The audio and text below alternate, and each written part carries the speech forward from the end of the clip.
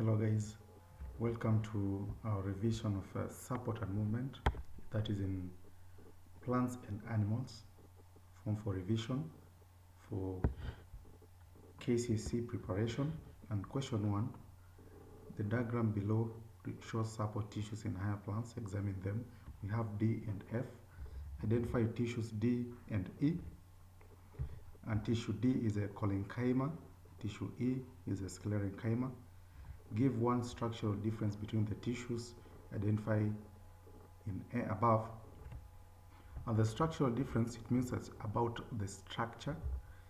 And in tissue D, which is the collenchyma tissues, they are strengthened with cellulose and pectin, while E, which is a sclerenchyma, the walls are always strengthened with lignin. Then question 2, state two functional similarities and one structural difference between endoskeleton and exoskeleton. The functional similarity, you'll note that the endo and the exoskeleton, they both offer surface for muscle attachment, and apart from that, they are able to protect internal structures from mechanical damage. Then to the structural difference, the endoskeleton, it is made up of bones, ligaments, tendons, and muscles, where the exoskeleton, it is made up of chitin. And the chitin, it is a polysaccharide which is found in the exoskeleton. Question 3, name any two fins that increase lateral surface area of a bony fish. Lateral basically means side, on the sides. That is the first one, dorsal fin. We have a tail fin or the caudal fin and the anal fin. What is the significance of having large lateral surface area in a bony fish? That is to prevent rolling and yawing. Part C, said the role of myotomes in fish locomotion. And the role of myotomes, basically the myotomes are muscles, or we call them muscle blocks, found between or either sides of the backbone of the fish, and they contract and relax rhythmically to bring about undulating movements. And these movements are able to push or enable the fish to move forward. Next question, question 4, the diagram below represents a knee joint. On the knee joint, you can see we have parts which are labeled Q, R, S, and T. Part A, identify the type of joint shown above. And the type of joint is a synovial joint. The reason is that it has a presence of synovial membrane which encloses the synovial fluid. Name the parts labeled S and U and give their function. We have S here, and S is a articulating cartilage. Sorry, there was a mistake here. It is not the synovial membrane. It is the articulating cartilage or the cartilage. And the function is to reduce friction during movement. And always this cartilage are found on the bones where they articulate with other bone on the joint. Then U here is a synovial membrane, and the role of a synovial membrane encloses the synovial fluid and also secretes the synovial fluid. Describe the role of structure Q. You can have here the Q, and the role of the structure Q is it is able to contract to lift tibia and fibula, hence straightening the lower hind limb during locomotion. Question 5. The photograph below is of a mammalian bone. Examine them. As you can see, it is a rib. Give a reason, identify the bone above. It is a rib. Reason, it is long, flat and curved, and basically it contains the capitulum and the tuberculum. Name the parts labeled D1 and D2. D1 here is the capitulum, and the capitulum always articulates with the capitular facets found on the thoracic vertebrae. The tuberculum articulating is here, articulating with the tubercular facets found on the transverse process of thoracic vertebrae. State 1 function of the above bone in mammals, and protects the lungs from mechanical damage or injury, then offers surface area for attachment of intercostal muscles.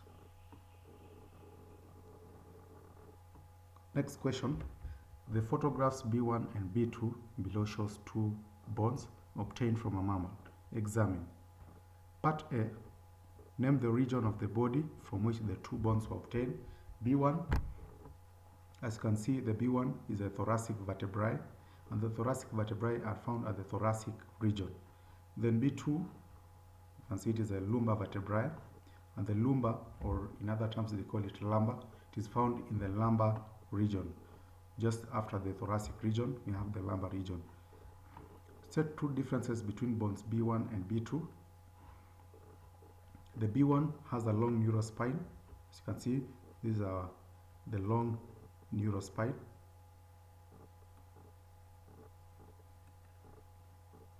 This area is what we call the neurospine. Then the neurospine on this other side is here. It is a broad, but that one of B1 is long. Then thoracic vertebrae, that is a B1, has a short transverse process. You can see the transverse process on either sides is short, while the B2, which is the lumbar vertebrae, you can see the transverse process is long and broad. Then B1 lacks metapophysis, while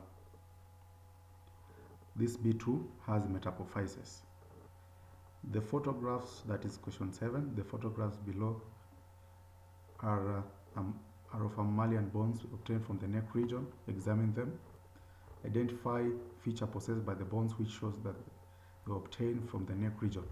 And the feature is that it contains or have vertebraterial canals. And the vertebraterial canals are for passage of nerves and blood vessels. You can see they're just canals, small canals apart from the neural canal. Then you also have here the vertebraterial canals. You also have here and here. That is why you say they're obtained from the neck region, because in the neck region you have the cervical vertebrae, which all possess the vertebraterial canals. Part B, name the bones K, L, and M. And bone K is an axis due to the presence of a peg-like structure here, which is the odontoid process. Then L is a typical cervical vertebra without an E at the end because it is one. Then we have atlas. The atlas, you can see presence of wide articulating facets here with the neck region, with the skull. Then wing-like transverse process. Identify the views of bones K and L. And K, it is a lateral view. I said lateral view, it is like side view, as you can see. Then anterior view, that is for L, anterior from the front region. Part D, name the bone and its structure which articulate with the bone M at M1. M1, that is the skull. Then the structure, it is the occipital condyles of the skull, which are able to articulate with the atlas. How does part K1 differ from part L2? Let's look at K1. K1 is here, and L2.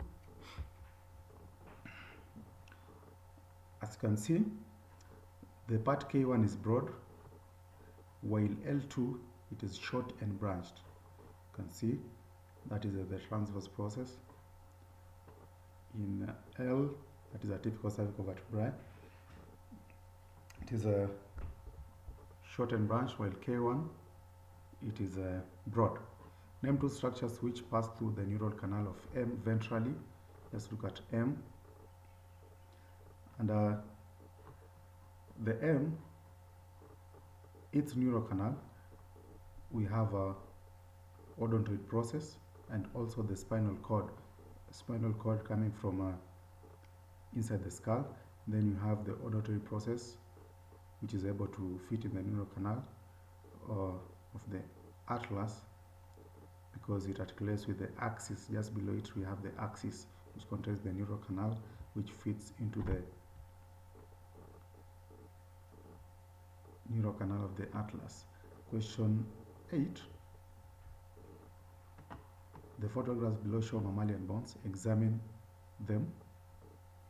We have Q, R, S, and T. Identify bone S and T. There is a S here, and bone S is a femur, while T is a humerus. Name the bones which articulate with the bone. And before I move to the bones which articulate with the bone, S is a femur simply because you can look at it has a small head.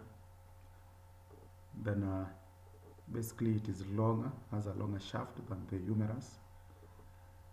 Then from this proximal end moving towards the distal end, it is enlarging, while the opposite is true. The humerus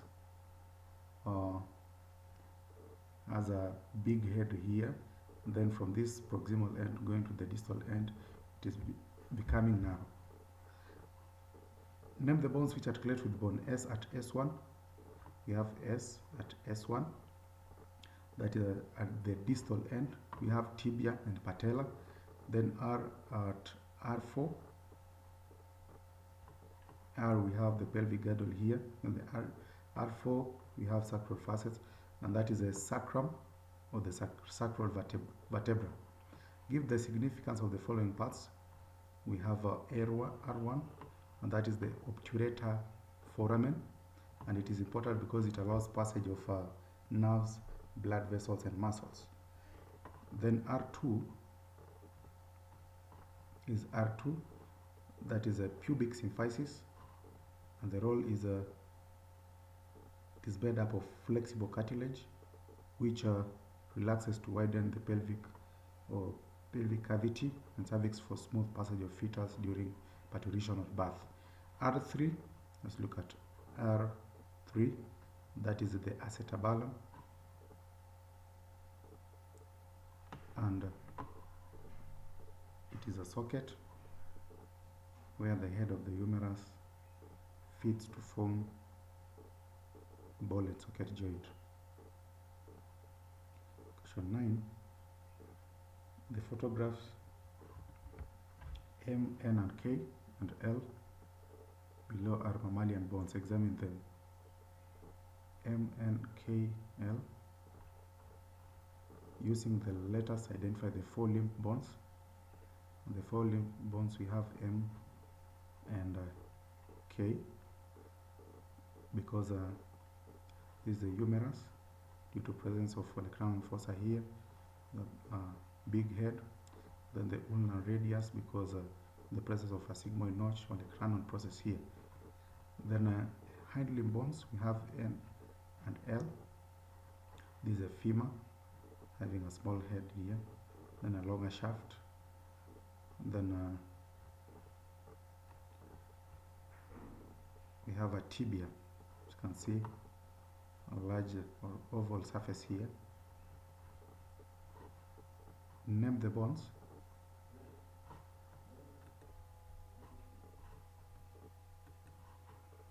K1 and K2 of K. Let's look at K1 and K1. It is the upper part, and that is a radius, and K2 is a ulna, because the ulna has a sigmoid notch here, and this extension is called olecranon process. Name the parts labeled L4 and K4 and give their significance. Let's look at L4. And L4 is a articulating surface, facet, and for articulation with the corners of the femur. K4 here, it is a sigmoid notch. And the sigmoid notch is a cavity where the trochlea of the humerus fits to form a hinge joint that allows movement in one direction. Name the bones which articulate with the bone L at L3 and type of joint formed. Bone L at L3. Let's look at L at L3. And the bone L is a tibia. At L3, it articulates with the tarsals to form a gliding joint. Question 10. Diagrams below show different types of muscles and parts of human body where they are extracted. As you can see, this one is a skeletal muscles from the biceps and triceps. Then B, cardiac muscles from the heart. Then we have smooth muscles from a tubular lining of the small intestine and large intestine. So the functions of the muscles A, B, and C human body where they are extracted. A, we said that A is a skeletal muscles. They contract and relax to bring about locomotion. Then B, cardiac muscles. They contract and relax rhythmically to bring about heartbeat. Then C, smooth muscles. Here, they contract and relax to bring about peristalsis. But B, so the three adaptations of muscle A to its function, that is the skeletal muscles, contains numerous mitochondria to generate more energy for contraction. Then also contains sodium ions and calcium ions, which are essential for contraction. Then has numerous myofibrils which contract to create force that is transmitted to the skeleton, hence movement. Then C, muscles A and C cannot function when nervous system is impaired, when B can. Explain.